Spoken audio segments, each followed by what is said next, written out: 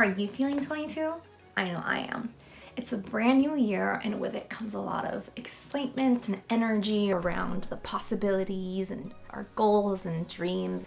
Now, it's likely that you have one or maybe several New Year's resolutions that you have set for yourself this year that you're excited about and you're really getting it done this year. It's really gonna happen. It's 2022 and gosh darn, you're so determined.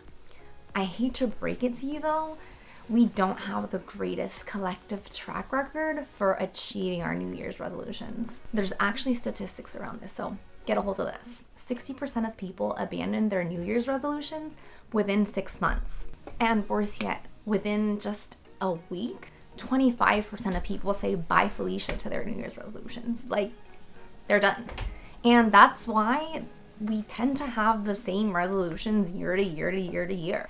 And well, why is it? Why are we so bad at keeping our New Year's resolutions and achieving our goals? It's nothing new. Change is hard. It's difficult. It's uncomfortable. It requires us to really disrupt our way of life. It forces us to have to change our day-to-day routine, our beliefs. But don't be discouraged. Old habits die hard, but they're not immortal. And there are ways that we can make our success more likely. Now, in recent years, something that's really taken off, that's really captivated a lot of people, and that's really come to the forefront where it used to be more like in maybe more inner circles, is this whole idea of manifesting and the law of attraction. And if you think about something hard enough and you wish for it hard enough, it'll come true. And the idea that our thoughts carry energy, and that when we put that out into the universe receives it, and that whether we're aware of it or not, we are constantly creating our reality. People might hear that and say, really? Like, what? Maybe not so.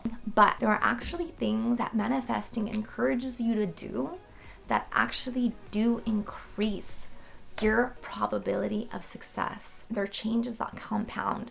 They start out small and in turn amplify to allow you to achieve those dreams and goals so near and dear to your heart. Just a quick thing. I have a psychology background. That's what I studied in college. It's always been something super interesting to me, and you can basically apply that to all areas of life. There's always some psychological component at play. So one of the things that manifesting promotes that aids in your success is something called scripting. Now, scripting is basically writing down your goals and your aspirations as if they've already happened. So when you're writing this down, you're basically, whatever it is that you want in your life to manifest itself, you write it as if you had already achieved it. If you have to write something down, it forces you to get clarity on what it is that you want to achieve, and also maybe give a little bit more thought of what steps you need to take incrementally to get there. And aside from having that clarity and having a bit more of a roadmap, the idea is also that this writing will be done not just once, but at least once per day, or at least multiple times per week, ideally even sometimes in the morning and in the evening. So there is an element of repetition that is built into this scripting. And we'll get back to that idea of repetition in just a moment. But keep in mind that this scripting is writing down. It's a different part of your brain that is engaged aside from just thinking about something, about desiring something. It's actually writing it down. It's more concrete. So much more concrete that there is 42% more likelihood of you achieving a goal that you write down. 42%. That's insane.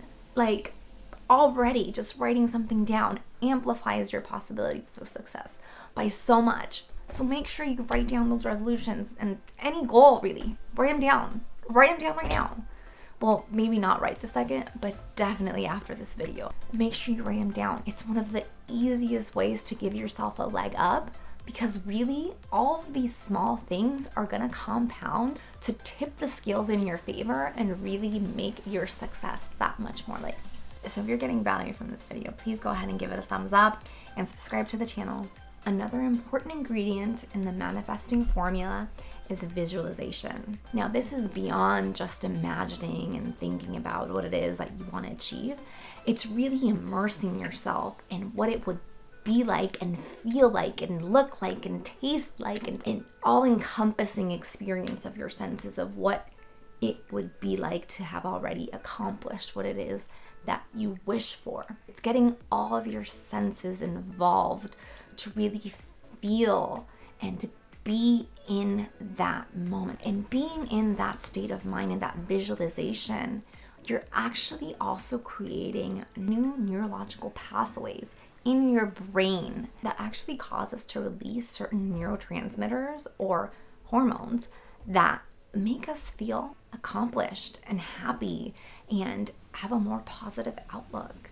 And more than anything, it rewires our brain to think that, hey, maybe it really is possible that I can accomplish X, Y, or Z. You're creating the thought that what you wish to attain is actually something that is feasible, that you can see yourself accomplishing. And now that is super important, because there truly is power in believing that you are capable and able to accomplish your goals. It's huge. It affects not only the wiring in your brain with this now new loop that helps cultivate a growth mindset. Now, we tend to have a negative bias in our brain that works against us, because a lot of the times, believe it or not, there are ants in our brain.